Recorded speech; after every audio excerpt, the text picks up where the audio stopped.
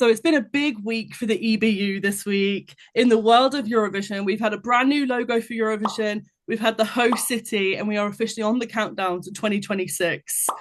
We're going to talk to Martin Green, director of Eurovision, about it. Let's do this.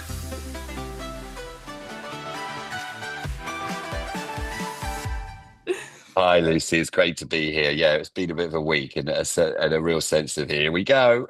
Indeed, busy times at EBU headquarters, I'm sure. So of course this week, like we say, you've got this new logo, you've announced Vienna as next year's host, two big anniversary hostings for Vienna in a row. Um, and yeah, it's a huge week. I mean, let's start with the new logo. This has been the big news this week, and there's opinions all over the fandom as usual, but it's something that is going to bring the brand forward into the future, right? Oh, absolutely. Yeah. And I love it. You got to remember that the forward facing part of a brand, not the sort of nerdy stuff that sits behind it, the strategy, the forward facing is a creative and artistic exercise. And in that sense, it's no different from a song at Eurovision. People love it, people hate it, people have its opinions. I love that fans have opinions of everything we do. It was great to see the wide range of different opinions. But as we said, we wanted it to read better digitally. We wanted it to have a refresh for our 70th and forward in the years ahead. But also, there was some technical stuff we wanted to fix about protection and legibility. And also, as we grow and we do more projects, we wanted to make sure there was a family there. So there was a lot of pragmatic stuff that sat behind it, which will serve our members and the host broadcaster and the fans really well in the future. So it was lovely to get it out there, lovely to see reaction. And you've seen the tip of the iceberg because now we'll continue to roll it out. And even now you're seeing it around the app and the website in a reasonably rudimentary way. It's got a lot more it can give, which you'll see sort of more towards the end of the year. So it was a great piece of work by the team, and we're really proud of it. Yeah, it's really nice. I think it's kind of the font on the actual logo is has elements from the old, and some people have said it's got retro elements, but you can see the modernity in it. Was that retro feel to it like a part of the brief because it's such a long running contest? Was it intentional to have a bit of retro? Yeah, absolutely. It was a really difficult brief because I was sitting there going, as usual, we want everything. I wanted evolution, not revolution. I wanted to keep a lot of what we loved about the brand, which the heart, its friendliness in its design. I wanted to bring up song contest because we are the Eurovision Song Contest, and I wanted that to be more prominent. But that also left more room to bring the city forward. But I also want to see us using United by Music a lot more, and for people to instantly know that that is the byline of Eurovision. And I also want to see us start using the heart on its own a lot more because I think it's really powerful and I think it's really iconic. So keeping it friendly, keeping a nod to the past, but taking us forward something that was better and more workable digitally. And the team really responded to that brief, and they've come up with something that works on all of those accounts, but of course, crucially, isn't a compromise because the danger in design is once you've achieved the brief, you can often end up with a compromise, and that's what I didn't want.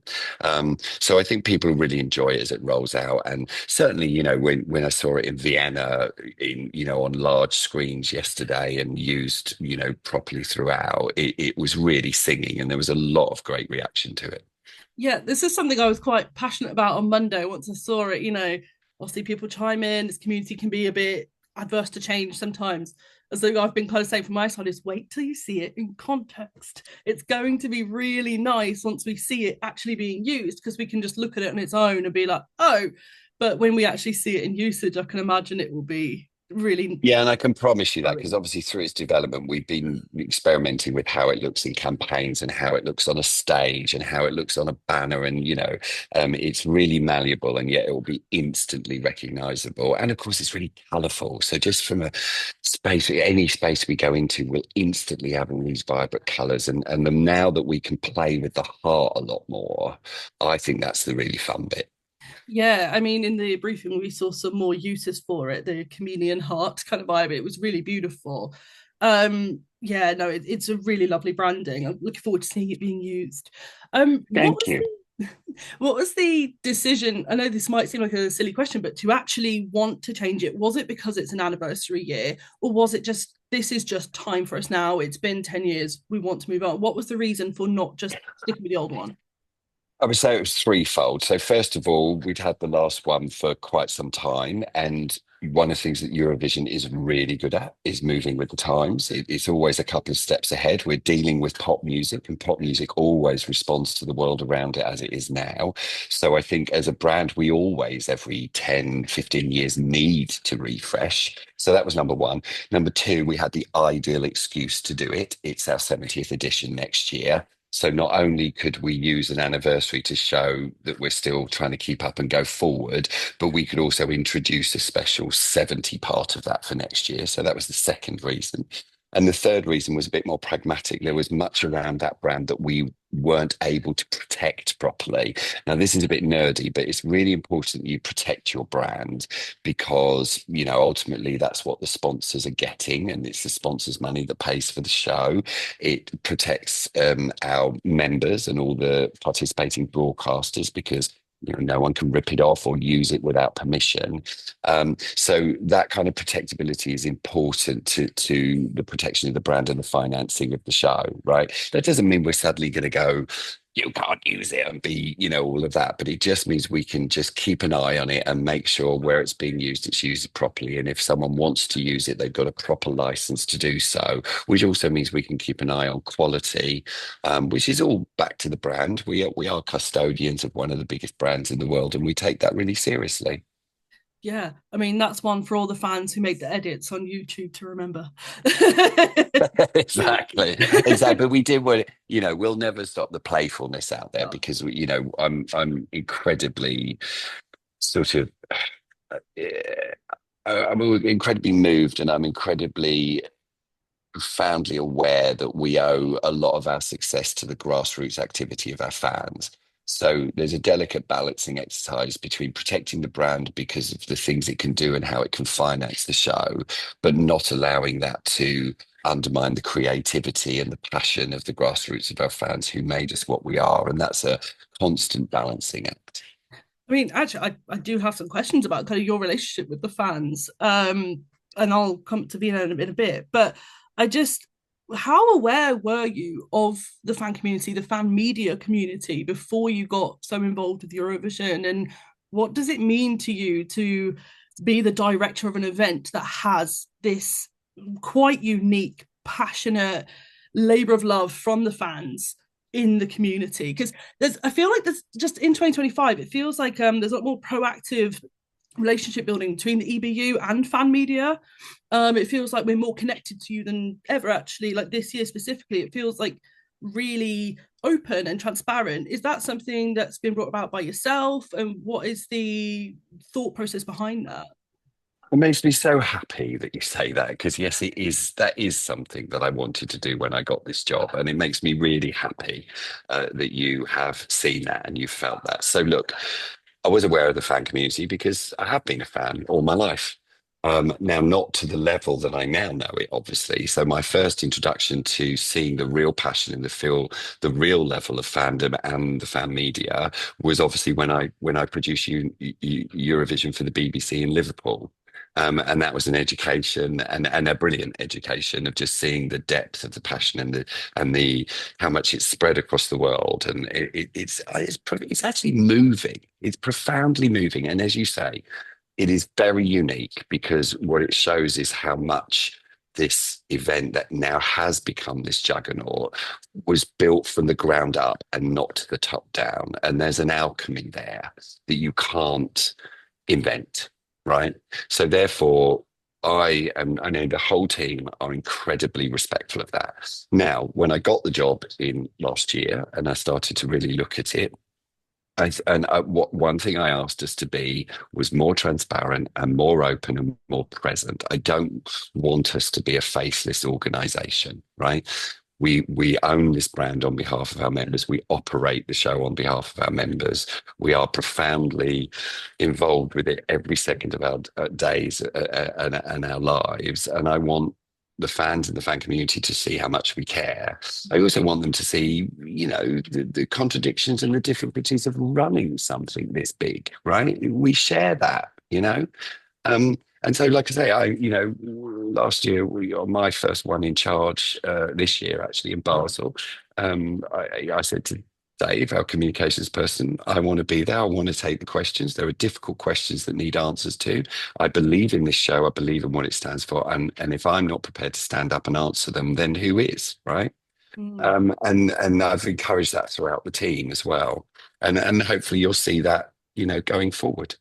Yeah, I mean, something that many fans won't know or realize is every day in the press briefings in the press center in Basel, you took questions every single day, right?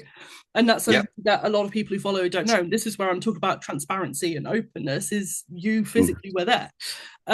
So yeah, no, it's really, really great to see, and how that can go going forwards. So yeah. And I think it's the way you do it as well.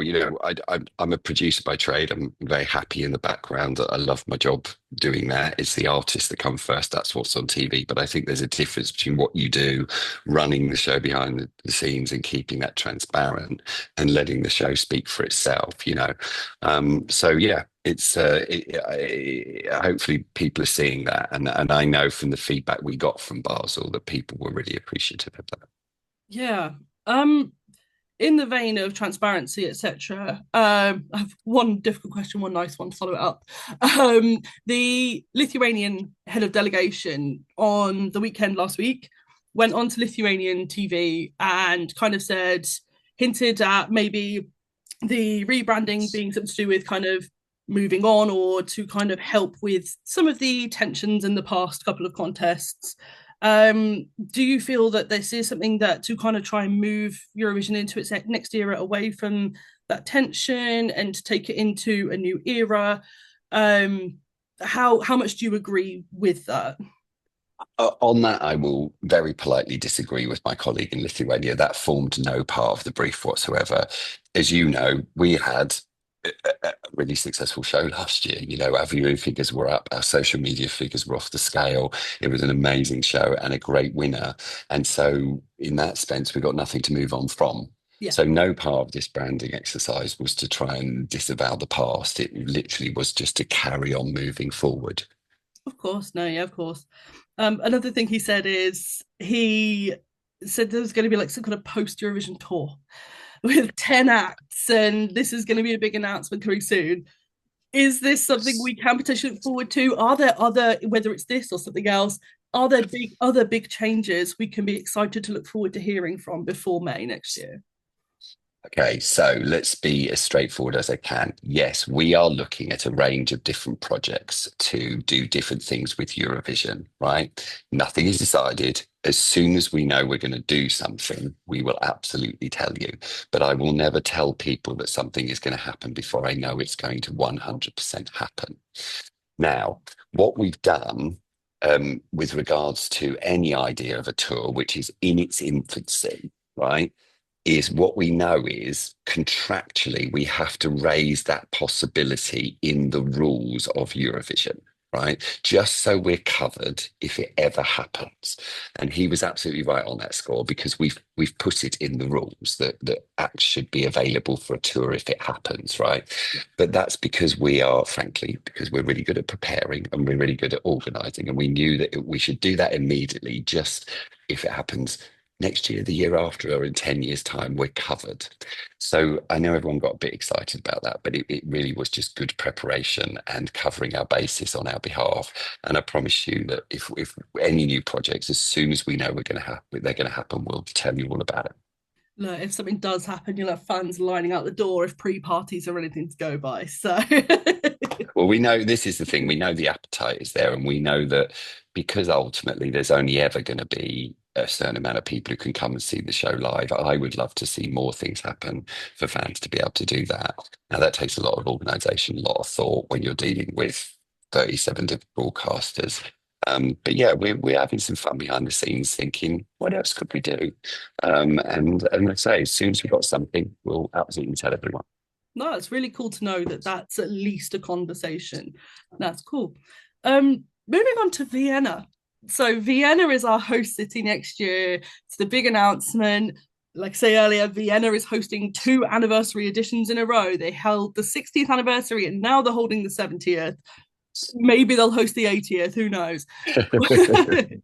Are the EBU excited to that there are two anniversaries in a row in the same venue? Is it something that's like, that's really cool, that's neat? Like, is it something you've thought about? Think it's a complete coincidence, but it's quite poetic. There is something nice about it, but it's not something we can engineer or event. You know, we would be happy wherever we went because we'd be happy that the previous year that broadcast to that country won it. Um, I think that what I love about Vienna is that it's a capital city, and you know that we a lot of the time we don't go to capital cities, but frankly, Mm, there is something nice about being a capital city on our 70th. yeah, Apart from anything else, we will never only go to a space where there is the biggest arena, but it just so happens that in Vienna there is a big arena, and that means more people will be able to join us for our 70th, and I like that.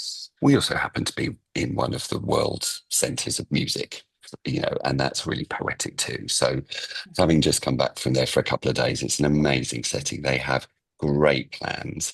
As ever, I would thoroughly recommend going to Vienna during that week, whether you have a ticket or not, because I think they're going to lay a lot of extra stuff on.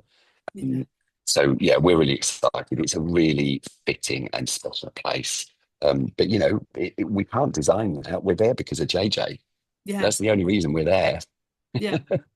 Absolutely. It's really exciting to go back. And this is our first time in a capital city since 2018. So it is Mm. exciting to, we're going back to one. It's been a while.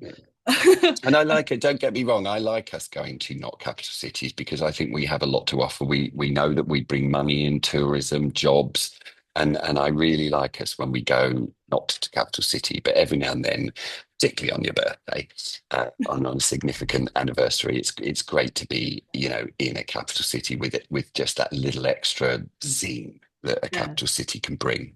definitely.